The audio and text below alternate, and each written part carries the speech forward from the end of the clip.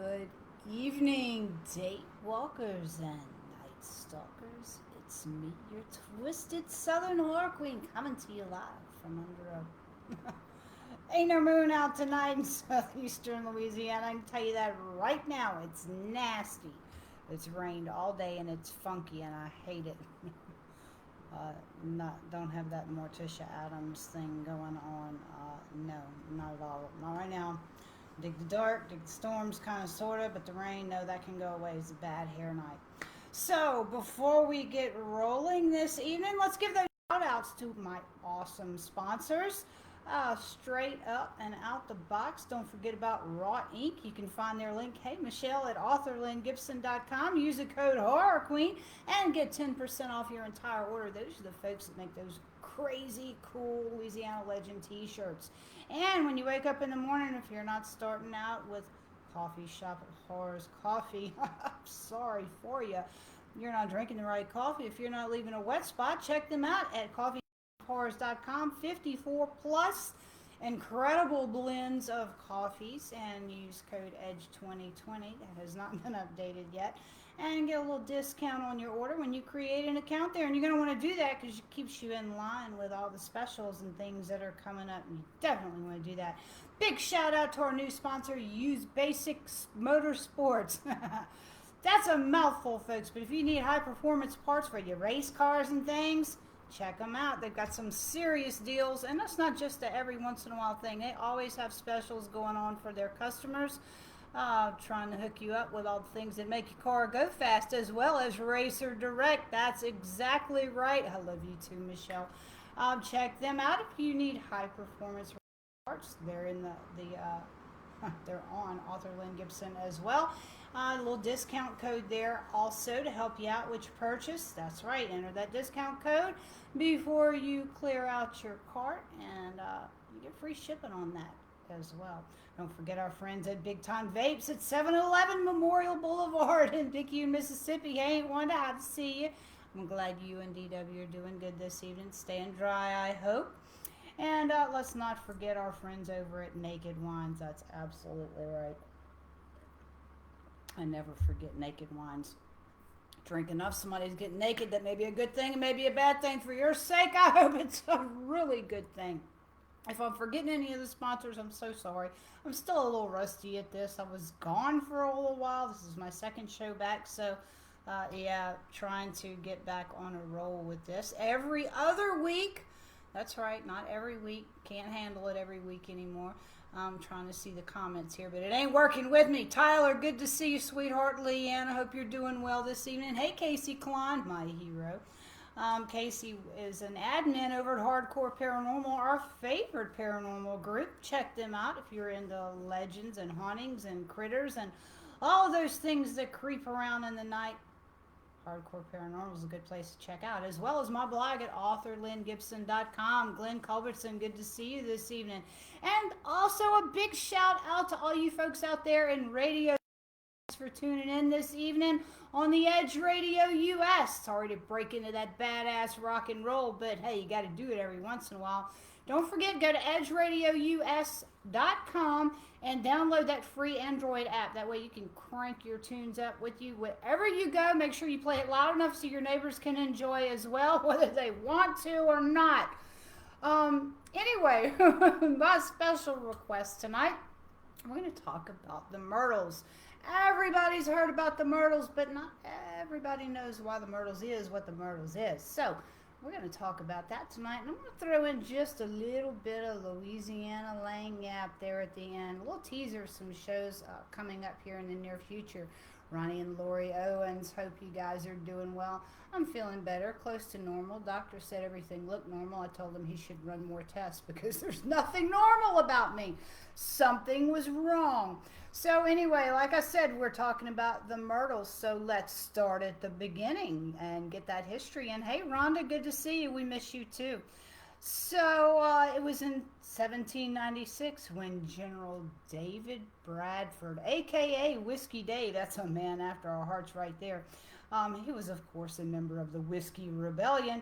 Well, this dude decides to buy 650 acres of land. It was a land grant that he picked up from the Baron de Carondelet. So Bradford had actually landed in the area after he had fled the United States because his ass was fixing to get locked up for being involved in the rebellion. And at that time, Bayou Sara, which is where this land grant was still a Spanish colony.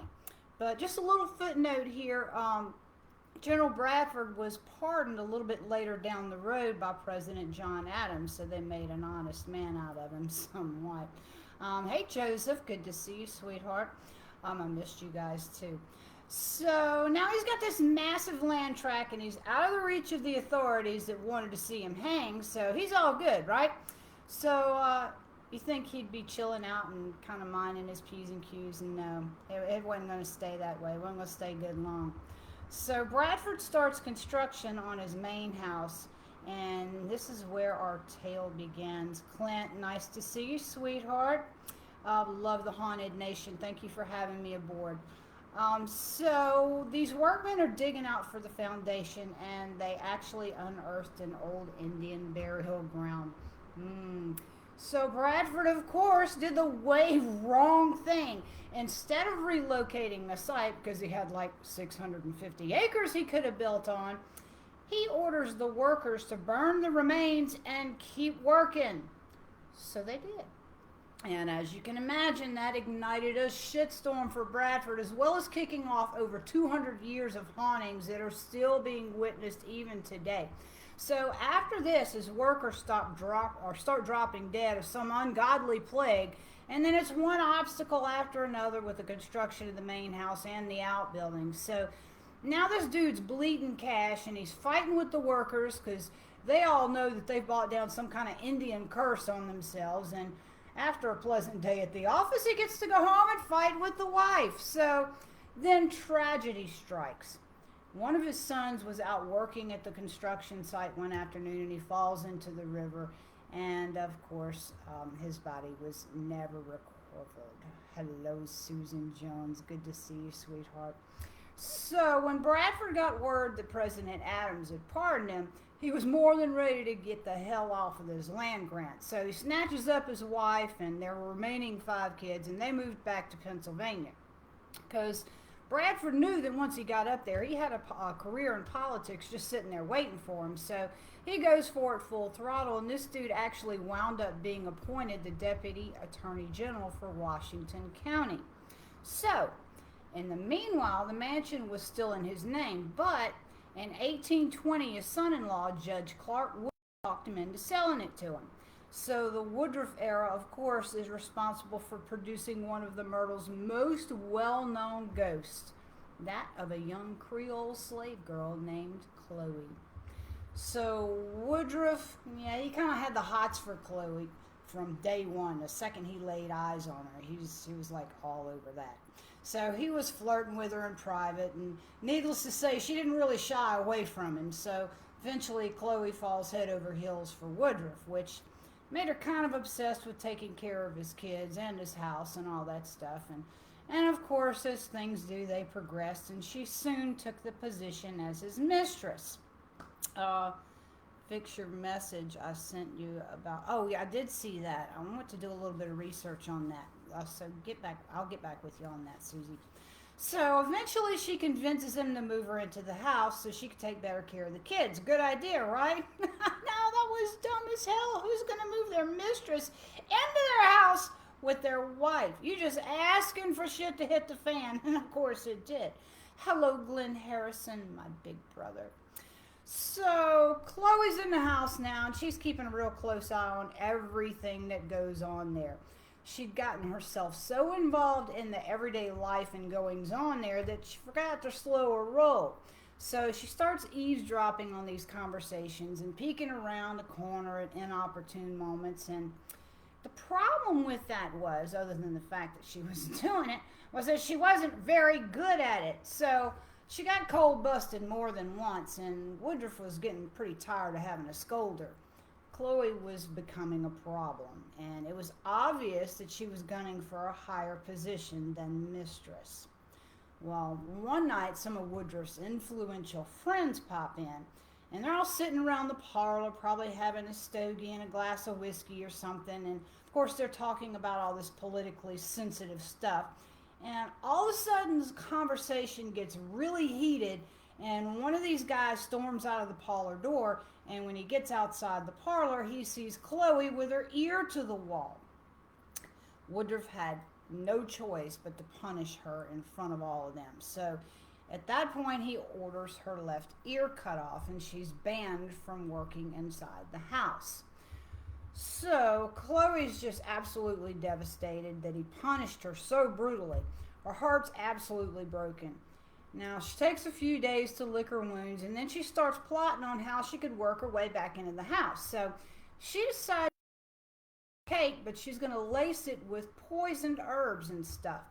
Now, she didn't have intentions on killing anybody, but she just wanted to make them a little sick. That way, if the kids got all sick, then surely she'd be allowed back into the house to take care of them, right? Pretty good.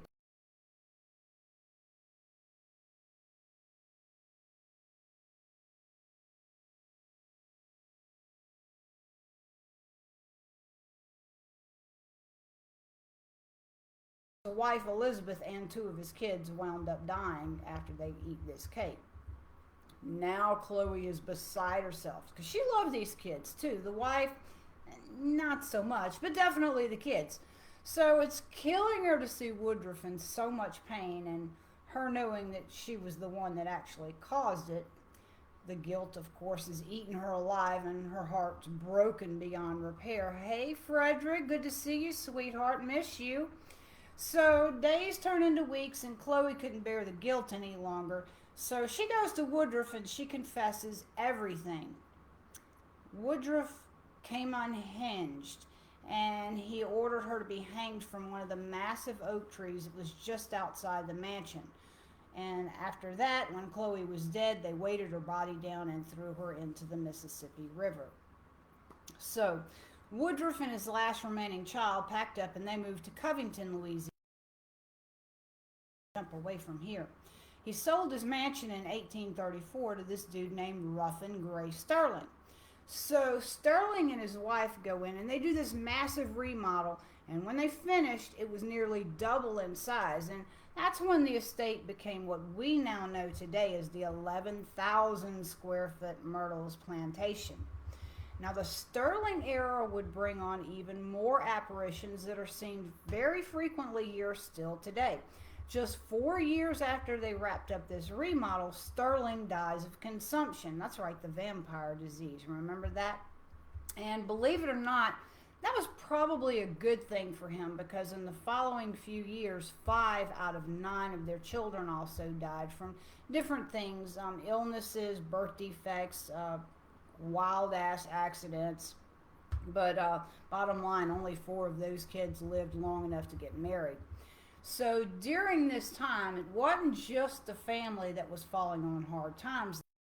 The plantation, of course, was suffering along with them. Um, Not just because of things that were going on with the family, but because this was the Civil War era. And the Myrtles, along with many of the other plantations in southern Louisiana, were falling victim to being looted by these rogue soldiers. Y'all know all about that, right? Well, a lot of these thieving bastards lost their lives when they charged onto the Myrtles estate grounds, because we don't play here in Louisiana. So the family and the slaves were all very well armed, and they knew how to protect that property. And it was during one of those attempted looting sprees that Sterling's son-in-law, William Winter, was shot on the front steps. Now, Winter went outside to go greet some of these hostile soldiers, and of course the soldiers weren't compliant. And he winds up crawling back into the house, and he gets about halfway up the stairs, and that's where he died, in the arms of his wife, who was freaking the hell out. So now that you know a little bit about the Myrtles history, I'm going to tell you about some of the creepy things that go around there. Also, I'm going to tell you to make sure you check Facebook this weekend, Saturday sometime. And if you miss out Saturday, you can always go to authorlyngibson.com and check out my blog.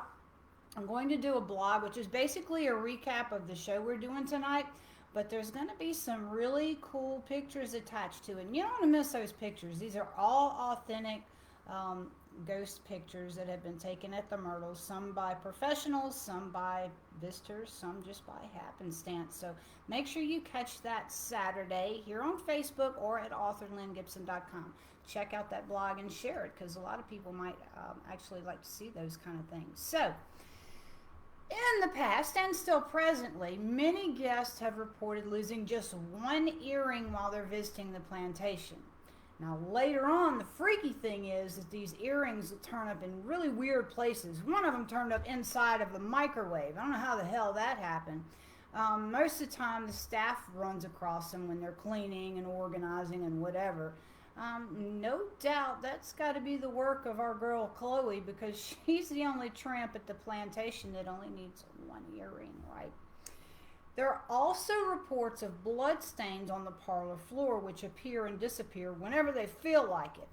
But when it shows up, no matter how much you scrub the floor, no matter what you use on the floor, those stains don't come up at all.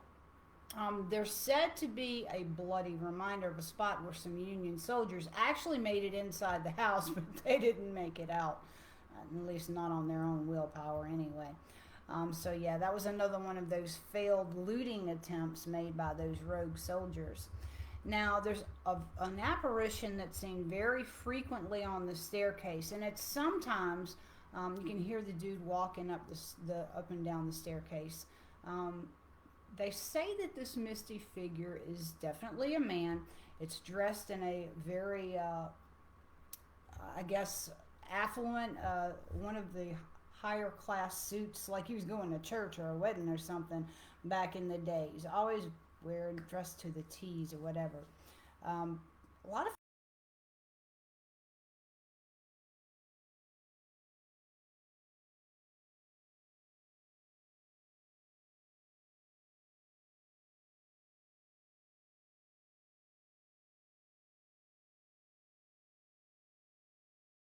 I can see if I can do that. Wonder if that's maybe Winter's wife. I guess it could be. They say that ghosts tend to linger in areas where there was great trauma. It might have been traumatic that she lost her husband there. Maybe.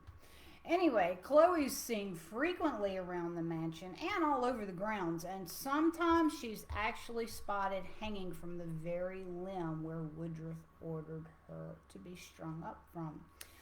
There's a very well circulated photograph of a female apparition that appears to be a young slave girl that's just standing in between two buildings on the property. Now, this picture, like I said, it's very well circulated. I think actually, if you go to the Myrtles and you go to the souvenir shop, it's on their postcard. So if that happens, and you get a chance to run over there, pick that up. That is definitely been debunked. It's been researched. A lot of well-known paranormal investigators have taken a look at it. National Geographic has even used it in their documentary on the Myrtles Plantation. And it was also researched by this dude named Norman Benoit, who did what they call a shadow density test on it. And he concluded that all these physical measurements of this apparition were all of human dimensions and proportions, like the circumference of the head, the length of the shoulder to the elbow, the length of the elbow to the wrist. They were all indicative of being a human. So you can see this photo, like I said, and a few other ones on that blog this weekend, so make sure you keep your eyes open for that. Now, there's ghosts of children that are often captured in photographs all over the interior of the plantation as well as on the grounds. So many kids have died on this property, it would be just impossible to be able to identify any of them accurately. And two, back in the day, besides the fact that records weren't kept on normal people, they certainly weren't kept on the slave population. So God only knows how many kids are in the ground there and about the plantation. So, considering the living conditions also and the waves of these rampant plagues during these eras, there's really no way to know how many people actually died on this property in the past 200 plus years. There's also another photograph. It's one of the first ones I think I have attached to that blog that was taken by a school teacher on a field trip. They had a bunch of kids that they took. Who the hell takes kids to a haunted spot on a field trip? That sounds like some kind of shit I would do. Anyway, she had snapped this picture of a group of her school kids. And in the window behind them is a full bodied apparition of a little girl that seems to be looking directly into the camera and smiling. So that's a really cool picture. Check that out when you get a chance to. So both the current and past owners and staff have reported all kind of mysterious handprints on a mirror that's right there by the staircase, and it's been there for centuries.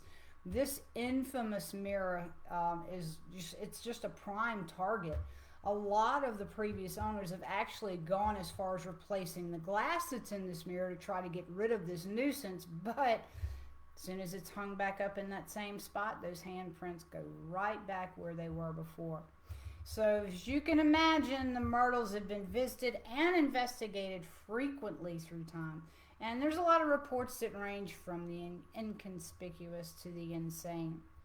Guests have had a lot of encounters with a lot of these ghostly inhabitants, and many items have gone missing, and some overnight guests actually complain that when they wake up in the morning they can't hardly get out of bed. It's not because of a lack of sleep or they're stiff or the mattress sucks or whatever. It's because while they were asleep, someone came along and tucked the bed sheets in underneath the mattress so tightly that they can't get out of the bed. They're actually pinned down. That's really cool, I think. Hey, Jeff, nice to see you this evening. Thanks for joining on with us. Now, like I said, that's a wrap up of the Myrtles, at least a kind of a condensed version. I do lectures here and there all over the United States at what they call panels at horror cons, and that's one of the favorites right there. So I pretty much had that one down pat, other than the fact that I'm rusty and my mouth isn't moving as fast as my brain wants it to. I think I might have the remedy for that, though.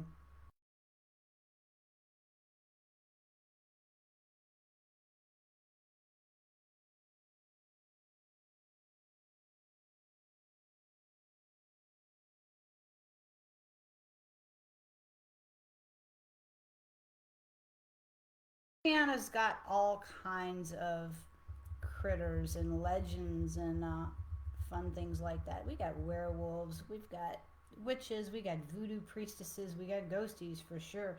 But did you know we had vampires? Oh yeah, and I'm not talking about the Anne Rice vampires. I'm talking about real vampire legends. And I've got a couple of obscure ones that I'm going to try to tell you both of them this evening. But there's one I'd said in the last show that just intrigued me for years, and I've done a ton of research on him. And I'm not going to tell you his name. You guys are going to have to wait, and that will probably be an hour-long show because there's a whole lot of research on that dude. So I'm going to hook you up with a little knowledge about the Carter brothers. Ever heard of them? Probably not. So these two dudes, John and Wayne Carter, seem like just two regular guys, right? Well, it was in the 1930s in New Orleans, and these brothers were making their living working at the piers at night on the Mississippi River. Well, one night before they get home from work, witnesses start reporting that they'd seen this young girl escape from the brothers' apartment in the French Quarter. Well, a short time after all these reports start coming in, the authorities go out hunt for her and they find her. And when they find her, they see that both of her wrists had been sliced open, but not deep enough to have bled to death. Definitely deep enough for her to have been fed on. So when this frantic girl starts telling her gruesome little tale, throw in the slit wrist, and one and one start kind of looking like two, right? So the police are freaking the hell out on whatever it is they're fixing to have to walk into. But they manned up and they rushed into this apartment. Well, when they get there, they find four other people that are tied to the chair with their wrists slit open, just like that girl. So these people are being cared for, and these other officers start pouring in because, you know, they're talking and everybody's got to go see all this craziness. Well, these other officers start searching the apartment, and by the time they finished, they found over a dozen dead bodies. All of them had been drained of their blood. So after they digested the intensity of this crime scene, these officers concocted a plan. And they hid inside the apartment and they sat there and they waited for the brothers to get home from work. Well, when the Carter brothers show up, the officers found out that they had taken on just a little bit more than they could handle.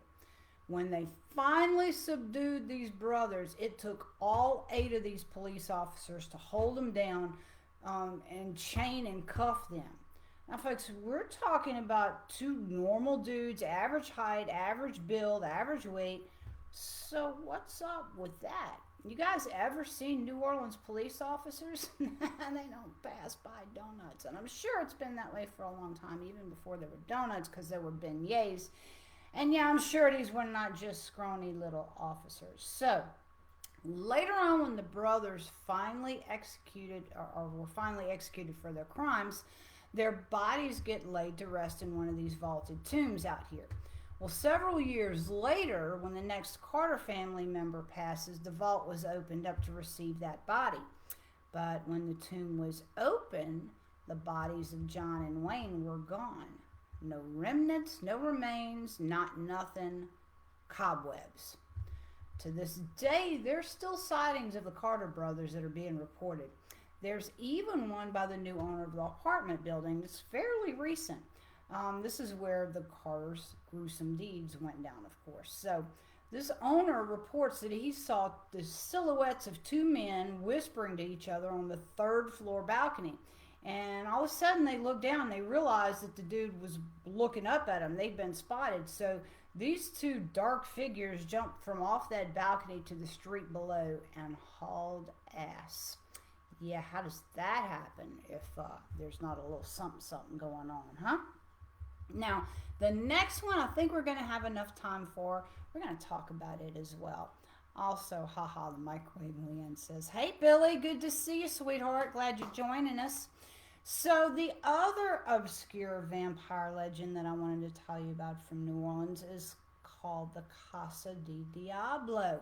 There's a few names in here I'm probably going to screw up, so bear with me, folks. So this joint still stands on the Esplanade end of Decatur Street, but it's only a shadow now of the majestic dynasty that it once portrayed. The Casa Diablo, once owned by Alberto de Leon, which this dude was the head of one of the most powerful mercantile families of the old port of New Orleans. The home is a 3-story French-style mansion, and it's got this courtyard that had been stocked with exotic seedlings. Now, the courtyard was the haven for the De Leons. They were newlyweds, so, he and the wife kind of hung out there on their evenings. And this place was actually designed by somebody he hired. The guy's name was Jacques Felix Lelevre.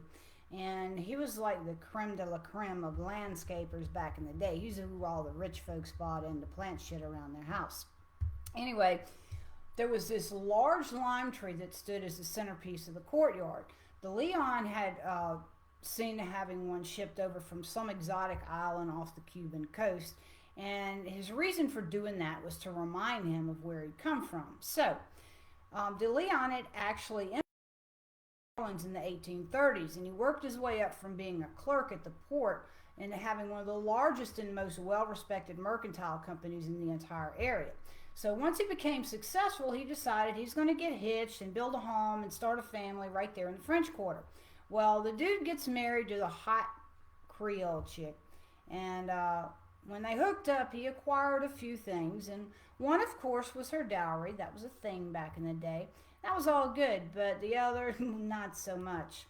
Along with that dowry came a very shady brother-in-law. It's kind of a package deal, paying him off to take the pain in the ass off his front porch. Anyway, De Leon didn't really care for Ramon, but he appeased his wife's family by assigning him with these menial responsibilities there at his estate, so Ramon had the appearance of being gainfully employed.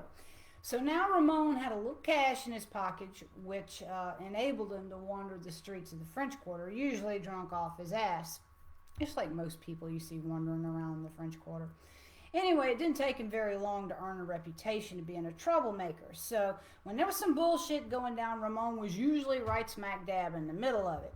And for this very reason, De Leon was heartbroken to give this dude the responsibility of maintaining that courtyard, but his wife pretty much nagged him into it. Well, as time passed, Leon explained both to his family and his business that he needed to expand. So they shoot out a couple more kids. His business grows, and of course, his responsibilities grew as well. So at that point, he's not really able to keep much of an eye on Ramon, who his bad habits were just running rampant. Well, Ramon was frequently visiting the Green Fairy, and he'd also become addicted to both absinthe and laudanum. So, even though this dude was pretty much incoherent most of the time, he managed to maintain the courtyard. In fact, he pretty much became obsessed with it. Here's where it gets really good, y'all. So, according to the legend, it was one of his drug laden evenings. He's out wandering around and he stumbles up on members of a secret voodooing societe. And these guys were in the middle of one of their black magic rituals. I cannot speak tonight. I know y'all are laughing your asses off at me. It's all good. Laugh. We must laugh.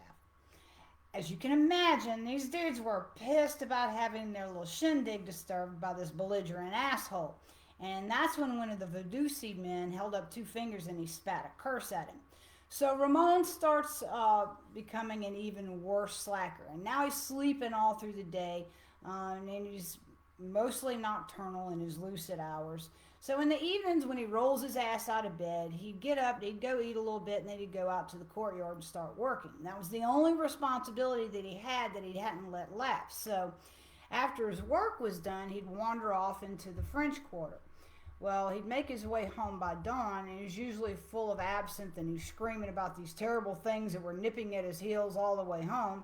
And soon after, there was this night that came where Ramon failed to show up for his nightly meals. So De Leon went out to the garden to look for him, and he finds him lying dead at the roots of the lime tree. So the dude's heartbroken, and he decides to have Ramon buried there at the base of the tree. So he calls his servants out to the courtyard, and they start digging his grave.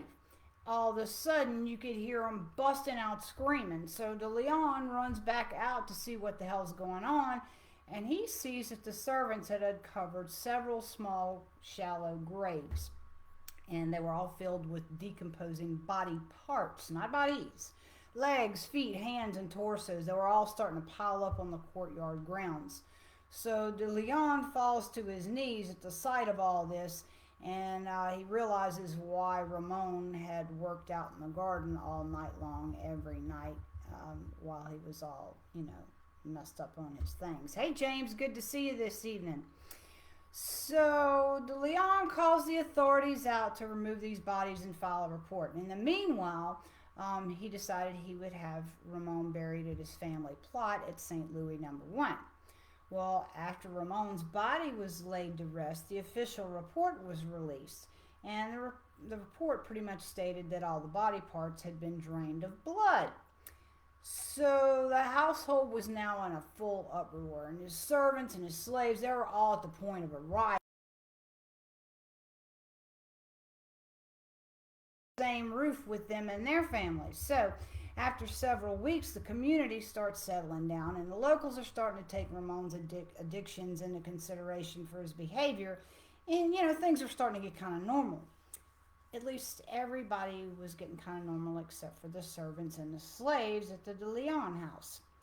So his staff were all nervous, they were uneasy, they barely wanted to do their chores. You could see they were all terrified, and something had caused several of the staff to suddenly fall ill, and 2 of them had unexplainably passed away. So the fear could be seen most obviously in the eyes of the gardener, and the man would, if and when he went out there,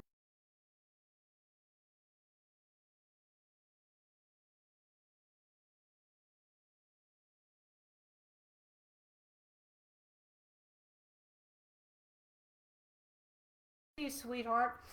So De Leon was getting tired of all these rumors, and he pulls each and every member of his staff aside and he asked them all what's the deal with them being so terrified of the courtyard. And every single one of them answered the same way. They all said that they were not convinced that Ramon was dead and that he was still hanging out in the garden just waiting to prey on them. So De Leon was irritated by all these uneducated bullshit beliefs, and he decides he's going to put these rumors to an end. And he's going to spend the night out in the garden himself and just prove everybody wrong. So he grabs an armload of books, a blanket, and a lantern, and despite his wife and family just begging him not to, he goes out and he's set to spend the night in this courtyard. And all was pretty much well. The dude gets out there, he wraps himself up in a blanket, and he starts reading his books. Well, sometime after midnight, he realized that somebody else was out there with him. You can tell when you're not alone, especially in a creepy place when it's dark. Anyway, he looks up and he sees this shadow that was just outside the range of the light of his lantern, and it had darted into the banana tree. So he stared into the darkness, but he didn't see anything after that. So he starts reading again.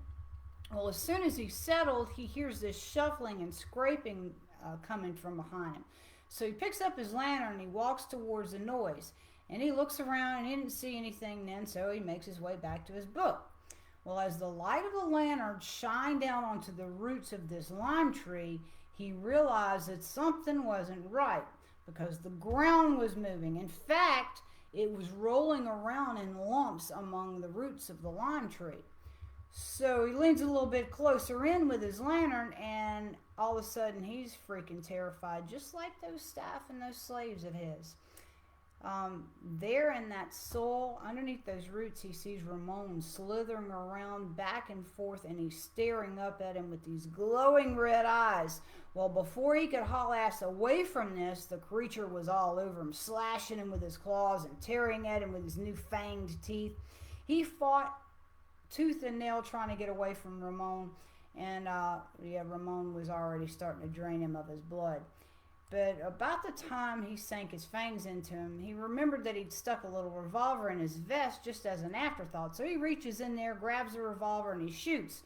Well, Ramon turns him loose because it startled him. But it didn't last but just a second because he realized that the bullet had no effect on him. So he jumped back on top of De Leon. And he did not let go of him until he hears the staff rushing out into the courtyard. Then he immediately slithers back into the soil underneath the roots of the lime tree. Well, a few minutes later, De Leon's son Charles shows up and he finds his dad's body laying there dead at the base of the lime tree. So he picks him up to take him inside, and as he leans over, he sees these red eyes glowing up at him from beneath the roots of the lime tree. So he starts screaming like a bitch. And several of the men that were there in the household ran out to assist, and they started scrapping with Ramon, or the beast, or whatever you want to call this thing now, and took 5 or 6 of them, but they managed to rope him down and hold him down. So there was this one out of all these men that was a really big dude. His name was Sada. Apparently he was one of the staff there. All of a sudden he goes and runs off, and he's looking for a weapon. Well, he comes back with this big long piece of hewn metal that kind of looked like a spike, and he began speaking in a very heavy African dialect, and another man that was there on the scene starts translating, and the translator turns around to all the other guys and he says turn him over. So the men struggled with this beast, and it took all of them, including Sada, to join in and pin this dude face down into the ground. And then the dude speaks again, and the translator says, he said, start digging. So everybody, including Charles, starts digging frantically until the dude gives him the signal to stop. And then he stood over the beast and drove this metal spike through his back and through his chest with full force. Now Ramon's writhing around in pain, and he's hissing, and he's gurgling up blood, and it's spewing from his body. And all these men are just kind of standing there watching over him like, what the hell is really going on? Well, they stood there over this dude and watched all this stuff go on until the sun rose. And that's when Sada gave them the cue to go ahead and fill that hole back up with dirt, covering this dude's spiked body, to leave him spiked into the ground and cover him up. Well, a few days later, Charles orders the tree to be cut down and burned, and he takes one of the healthy branches and he puts it inside his father's crypt before he sealed it. Now De Leon is resting in his family plot at St. Louis number 1 as well. So locals tell you today that courtyard still exists, and that the remnants of the lime tree is marked by this still graying stump.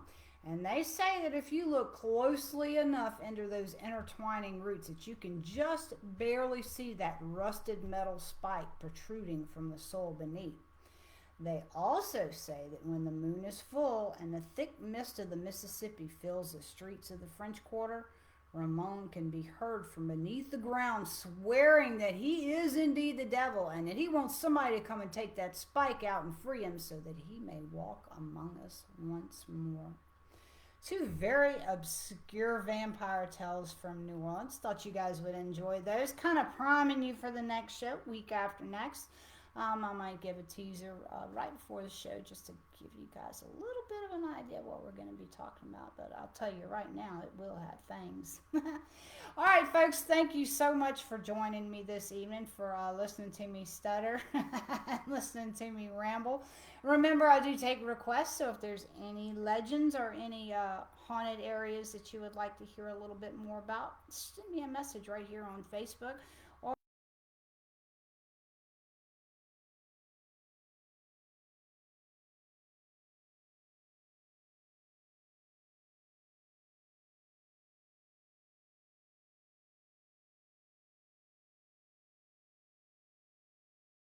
show. All right, folks, if you're down here in the south with me, try to stay dry. All you other folks, thank you again for watching. Don't forget to check out all of my awesome sponsors at authorlyngibson.com and keep your eyes open for that blog on the Myrtles Plantation.